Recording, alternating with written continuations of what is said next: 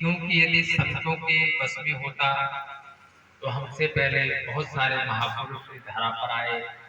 गुरु नानक देव जी आए, कबीरदास जी आए, और उन सभी ने भी यही कोशिश की कि किसी प्रकार से संसारी जीव को ईश्वर से जोड़ दें, लेकिन सबको जोड़ नहीं पाए, क्योंकि दोनों तरफ से ही जब ये बात बनेगी, यानी जुड़ने वाले के मन में भी भाव बनना चाहिए कि मुझे भगवान से जुड़ना है, तो महापुरुष का संकल्प काम करेगा। यदि जुड़ने वाले के मन में ये भाव नहीं है तो फिर हमारा संकल्प काम नहीं करेगा। इसलिए किसी ने कहा कि महाराज हमें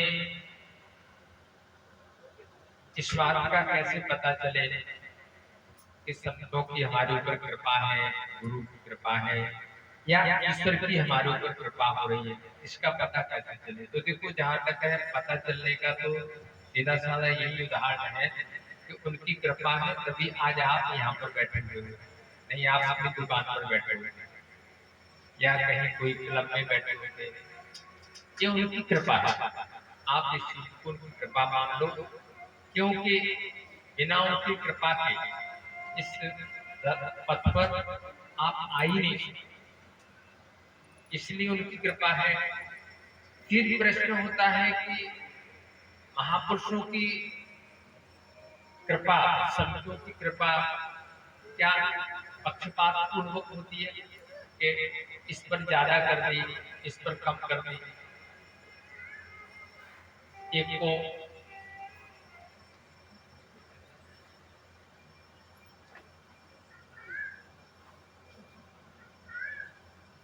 महापुरुषों की कृपा भी क्या ऐसी होती है कि किसी पर कम किसी पर ज्यादा। तो देखो भाई, महापुरुषों की कृपा तो बराबर ही सभी।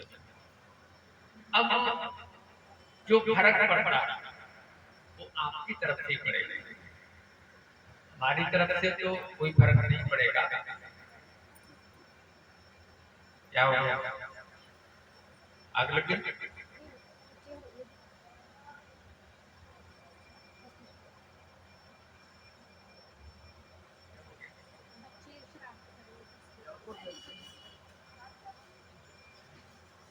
तो महापुरुषों की कृपा तो देखिए बराबर होती है, लेकिन कई बार हमारी कैसी श्रद्धा है, कैसी भावना है, उस हिसाब से हमें उसकी कृपा की अनुभूति होती है।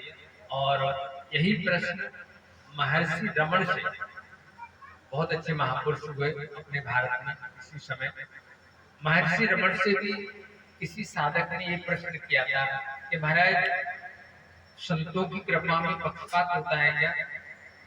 तो उन्होंने कहा कि नहीं, संतों की कृपा में कोई पक्षपात नहीं होता, संतों की कृपा तो सब पर एक जैसी होती है, ईश्वर की कृपा सब पर एक जैसी होती है, उसमें कोई पक्षपात नहीं है। लेकिन जो भी कुछ कम ज्यादा का फर्क पड़ता है वो साधक की तरफ से पड़ेगा।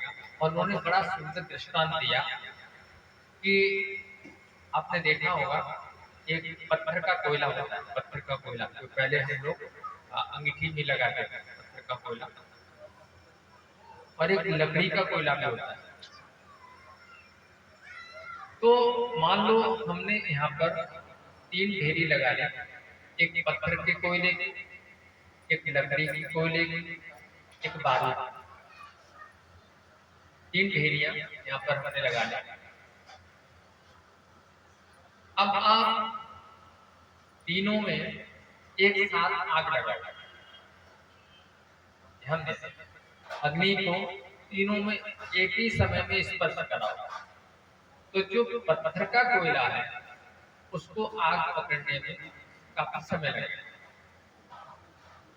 क्योंकि पत्थर का है वो एकदम पहले तो गर्म होगा, फिर गर्म होकर के धीरे धीरे वो करेगा। पत्थर के कोयले की अपेक्षा से जो लकड़ी वाला कोयला होता है वो जल्दी आग पकड़ लेता है, तो आपका अनुभव होगा, ना हो तो करके देखिए। और जो इन दोनों की अपेक्षा से जो बारूद की ढेरी है उसमें कभी लगा के देखिए, आपको भागने का मौका भी नहीं देगी, तो ऐसे ही जो साधक के अंतःकरण है, यानी आप लोगों के जो अंतःकरण है, हम तो महाराज 20 साल से चिल्ला चिल्ला करके परेशान हो गए, और लास्ट में बैरागी हो गया कि भाई ये तो मुश्किल है, ये तो सुधरेंगे नहीं, चलो हम अपने आगे की तैयारी करें। तो अब आप ये देखो कि आप पत्थर के कोयले हो, लकड़ी के कोयले हो, या बारूद की ढेरी हो। यदि बारूद की ढेरी हो, फिर तो आप एक बार इस रास्ते में आओगे, जाओगे। हाँ, यदि हम लकड़ी के कोयले की तरह हमारी चित्त की अवस्था है, तो जल्दी परिवर्तन होगा, लेकिन जल्दी हो जाएगा। मतलब इतना जल्दी नहीं होगा, फिर भी ये जो आप अनुष्ठान कर रहे हो, संतों के संग रह रहे हो, तो हमने देखा है कि बहुत लोग 4-5 साल में उनके जीवन में परिवर्तन आ गया, 4-5 साल में। और कुछ लोग ऐसे हैं, उनके जीवन में परिवर्तन आया, लेकिन 20 साल लग गए। और कुछ लोग ऐसे हैं, उनके जीवन में आए नहीं, वो तो पत्थर के कोयले नहीं, पत्थर है, सीधी सी बात है। पत्थर को तो चाहे आप 100 वर्ष तक डाल के रखो, जब भी निकालो ठंडा हो जाएगा। तो ये चीज महापुरुषों की तरफ से कभी पक्षपात नहीं है, ईश्वर की तरफ से भी कभी पक्षपात नहीं है। एक बार हम कहने लग जाते, देखो उसका तो जल्दी इन्होंने कर दिया, हम पर कृपा नहीं। आप पर ईश्वर की तरफ से प्राप्त कृपा हो, लेकिन कुछ योग्यता आपको अपनी तरफ से बनानी पड़ेगी। और ये जो हम अनुष्ठान करवा रहे हैं, ये आपको, यदि हम पत्थर की कोयले की तरह हैं, तो हम लकड़ी की कोयले की तरफ लेकर के जाएंगे। आप ये अनुष्ठान करते करते आपके अंदर, आपके हृदय में वो उदारता, वो करुणा, वो त्याग आ जाएगा कि जैसे आप थोड़ी सॉफ्ट हो जाओगे, तो हमारी बातें, संतों की बातें, भगवत कथाएं जल्दी असर करेंगे। और कुछ लोग ऐसे भी होते हैं मीरा की तरह से, कि जिनको एक बार कहा कि मीरा तू तो रख गई। जब मीरा रविदास जी के पास गई, अपने गुरु के पास गई, तो बैठी हुई थी वहां सामने जाकर के, तो वो चमड़ा साफ कर रहे थे, तो वो चमड़े की जो बूंदें थी, कुछ बूंदें वो मीरा के कपड़े पर पड़ गई।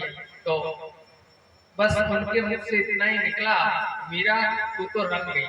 और जैसे ये बात कही, तो मीरा वहीं पर नृत्य करने लग गई। गुरु ने कह दिया रंग गई तो रंग गई।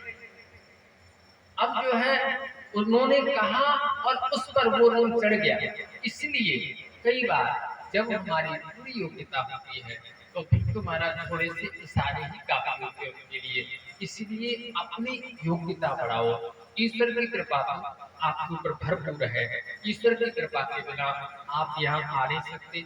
ईश्वर की कृपा के बिना आप ऐसे अनुष्ठान में, आपको ऐसे अनुष्ठान मिलेंगे ही नहीं। और ईश्वर की कृपा के बिना आपकी इधर रुचि नहीं होगी। ईश्वर की कृपा के बिना आपका धन ऐसे अनुष्ठानों में नहीं लग सकता। हाँ, अन्यत्र भी लग सकता है, बीमारी में लग जाएगा, झगड़े झंझट में लग जाएगा, या गुम हो जाएगा। लेकिन ऐसे कोई धार्मिक अनुष्ठान है जिसमें जगत का कल्याण हो रहा है, ऐसे अनुष्ठान में यदि आपका धन लग रहा है, ये भी ईश्वर की कृपा है। इसलिए उसकी कृपा का अनुभव करिए कि हमारे ऊपर तो है। आप लोग यहाँ पर आ रहे हैं, तो बिल्कुल 100% मान लीजिए इस बात कि हमारे ऊपर तो पूरी पूरी पूरी कृपा है। बोल वृंदावन बिहारी लाल की जय। हरे कृष्णा हरे कृष्णा हरे कृष्णा हरे कृष्णा कृष्णा कृष्णा कृष्णा कृष्णा हरे हरे हरे हरे हरे राम हरे राम हरे राम हरे राम राम राम राम राम हरे हरे हरे हरे हरि बोल।